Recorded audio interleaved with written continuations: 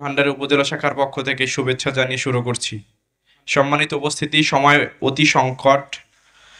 দুই একটা কথা বলতে চাই। একটা হচ্ছে রমজান মাস, আত্মশুদ্ধির মাস।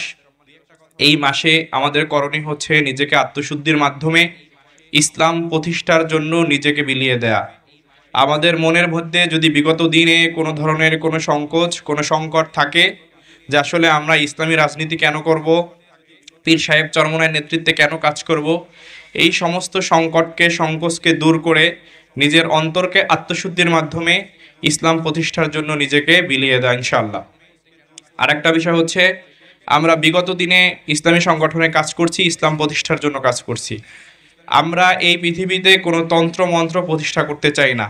আমরা কারো আদর্শ বাস্তবায়ন করতে চাই না। আমরা বাস্তবায়ন করতে চাই একমাত্র মুহাম্মদ রাসূলুল্লাহ সাল্লাল্লাহু আলাইহি ওয়াসাল্লামের আদর্শ।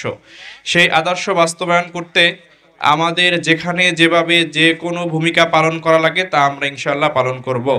পাশাপাশি আরেকটা কথা বলতে চাই, বিগত সময় আমরা দেখেছি আমাদের এই ইসলাম প্রতিষ্ঠার আন্দোলনে ধাওয়া ইউনিয়নের যারা দায়িত্বশীল ছিল বা ছিলাম তাদের উপরে বিভিন্ন ধরনের হামলা, হুমকি ইত্যাদি ইত্যাদি দেওয়া হয়েছে।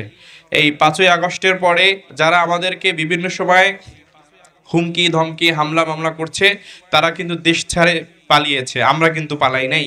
সুতরাং এই অবস্থায় নতুন করে যদি আবার কেউ কোনো ধরনের চিন্তা চেতনা করে তাহলে আমরা ইসলামী আন্দোলন বাংলাদেশের নেতৃত্বে তাদের কালো হাত ভেঙে দেব ইনশাল্লাহ। সর্বশেষ আরেকটা কথা বলতে চাই, আমাদের পীর সাহেব হুজুর এখন পর্যন্ত পাবলিকলি কোনো ঘোষণা করে নাই যে আগামী নির্বাচনে আমাদের ব্যালট বাক্স একটা হবে। তবে হতে পারে, যতদিন পর্যন্ত আমাদের মুহতারাম আমিরের কাছ থেকে পাবলিকলি এ ধরনের কোনো কথা না শুনবো ততদিন পর্যন্ত আমরা আমাদের সাংগঠনিক কার্যক্রমকে বেগবান করব। কি হবে না হবে সেইটা আমাদের আমিরের নির্দেশনা অনুযায়ী আমরা তখন সিদ্ধান্ত নিব। আল্লাহ আমাদের সকলকে তৌফিক দান করুক।